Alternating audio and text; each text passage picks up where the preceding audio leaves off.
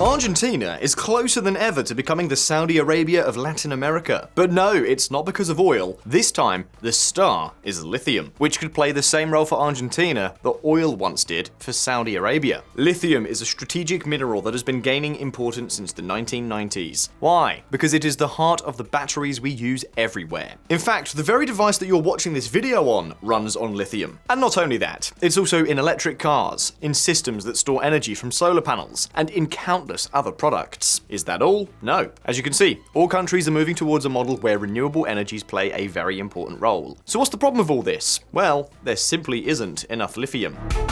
Battery storage needs to be increased 6 times by 2030 to meet global energy demand. The shortage problem is only going to get worse. According to a report by the European Commission's Joint Research Centre, global demand for lithium will rise from around 700,000 tonnes today to 4 million tonnes in 2040, and supply won't be enough to cover it. The report also says that from 2030 onwards, supply won't be able to increase any further and will stagnate. The result? Easy to guess. Not only will lithium prices keep going up, but it's also set to become one of the most profitable mining businesses in the world. And this is where Argentina comes in.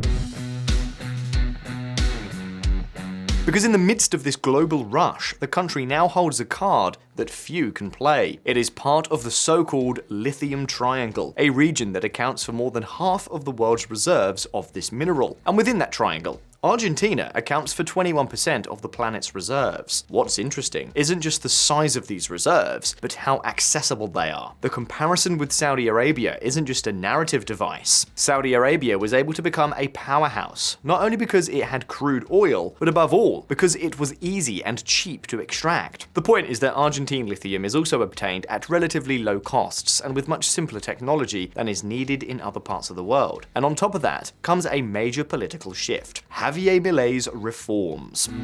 Milei met with the CEO of the country's leading lithium producer, who confirmed an investment of $2.7 billion US. The gamble on liberalizing the economy has opened the door to foreign capital and made it easier for major mining investors to come in. And what's happening meanwhile in other competing countries of the lithium triangle? Well, Bolivia is in the midst of a deep political crisis. Former President Evo Morales is on the run from justice, and the country is grappling with political chaos. Chile, for its part, is still dragging along the uncertainty created by the constitutional reform process, which has put key regulations for investment in the sector in limbo. Conclusion: all this leaves the market practically on a silver platter for Argentina. The figures speak for themselves. According to JP Morgan, in just 2 years, Argentine lithium exports could reach $6.5 billion. To put this into perspective, this is almost 50% more than the amount received from the most recent IMF loan. With an inflow of foreign currency on this scale, Milei could not only stabilize their national accounts, but also launch new projects like dollarization. So we're looking at a historic opportunity. But what does Argentina need to do to seize this opportunity? Could it really be that simple, or is there a catch?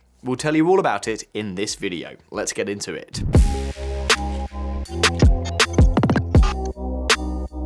The first thing that stands out about lithium is that it's so reactive that it's never found in its pure form in nature. And yet, that energetic weakness hides its greatest virtue. Lithium is basically the best living battery we have found. Since the 1990s, it has begun to creep into our daily lives. First with rechargeable batteries, and then it became the heart of electric cars and systems that store energy from the sun and wind. But these days, we're seeing the emergence of huge facilities capable of storing enough energy to keep entire cities lit up. And no, that's not an exaggeration.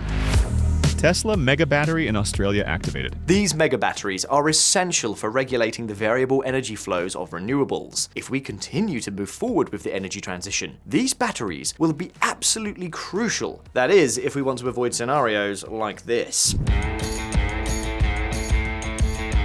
Apart from these examples, the numbers speak for themselves. According to Chile's Ministry of Mining, global demand for lithium carbonate equivalent is expected to increase by 20 to 25% in 2025 compared to 2024. But what about Argentina? What role does it play in all this? Well, the first thing to note is its advantages over its competitors, the most obvious of which is politics. In Argentina, lithium works on a fairly simple logic. If a company wants to exploit it, it asks the province for permission, and that's it. In exchange, The government guarantees clear rules for decades. In other words, investors know in advance how much they will pay and that those conditions will not change overnight. In Chile, on the other hand, lithium is considered strategic. What does that mean? It means that not just anyone can get involved, only the state or companies that sign special contracts. What's more, taxes can be raised significantly depending on how much you earn. What does that mean for the industry? Well, projects tend to get off the ground more quickly, whereas in Chile, many remain in limbo. According to data from the United States Geological Survey and Goldman Sachs, Argentina is on track to surpass Chile by 2027. This is not just a matter of overtaking a neighbor. It would make Argentina the second largest lithium producer in the world. But that's not all. Remember we said that Argentina has a much more competitive and cheaper extraction process?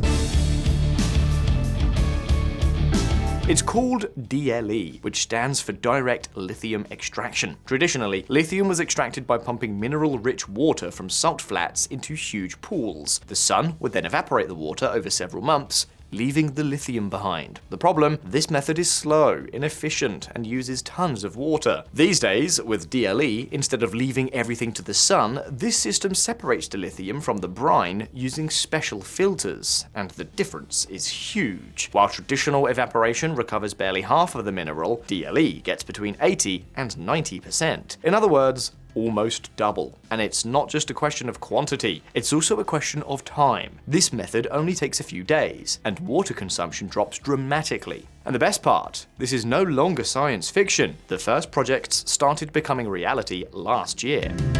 Eramet delivers first lithium carbonate from Centenario DLE plant in Argentina. The best part is that Argentine companies are not alone in this race. Major global magnates are already looking for ways to invest in the sector.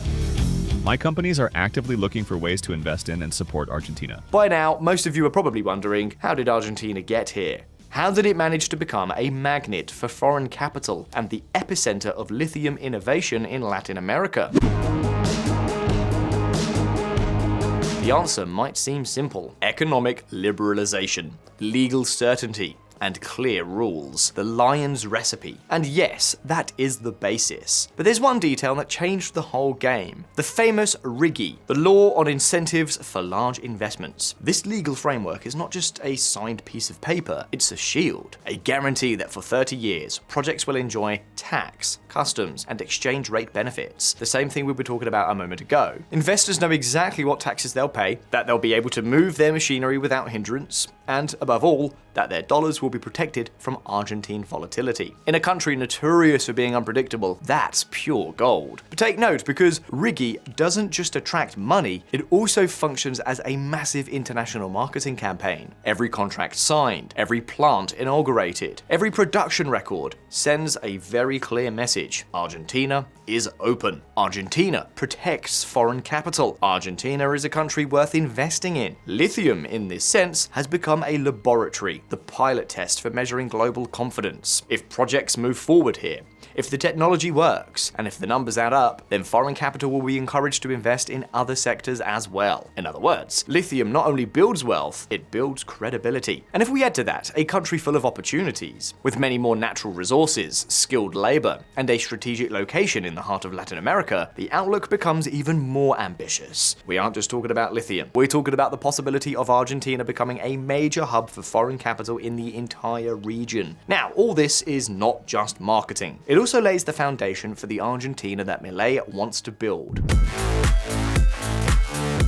Every investment in lithium strengthens infrastructure, creates quality jobs, and most importantly, injects the economy with what it needs most, fresh dollars. And those dollars play a dual role. First, they stabilize the exchange rate and give breathing room to a country historically suffocated by inflation and a lack of foreign currency. Second, they make Milei's grand plans viable, including his flagship idea, dollarization. With a stable flow of dollars, Argentina can not only consider dollarization without fear of running dry, but also push for profound reforms, lowering taxes, opening up strategic sectors, and stimulating private investment. A virtuous cycle where more investment generates more revenue and more room to continue lowering taxes. All of this also acts as a shield against external crises, because if tomorrow the price of soybeans plummets or oil prices rise, Argentina will have an ace up its sleeve. It's lithium, a strategic resource that can cushion any global shock. But at this point, it's over to you. Could Argentina really become the world's major lithium hub? Will this be the turning point that gives the Argentine government some breathing room? You can leave your answer down in the comments. And as always, don't forget that here on Visualeconomik, we release new videos every week, so subscribe to the channel and hit the little bell icon so you don't miss any of our updates. If you like the video, give it a like, and I'll see you in the next one.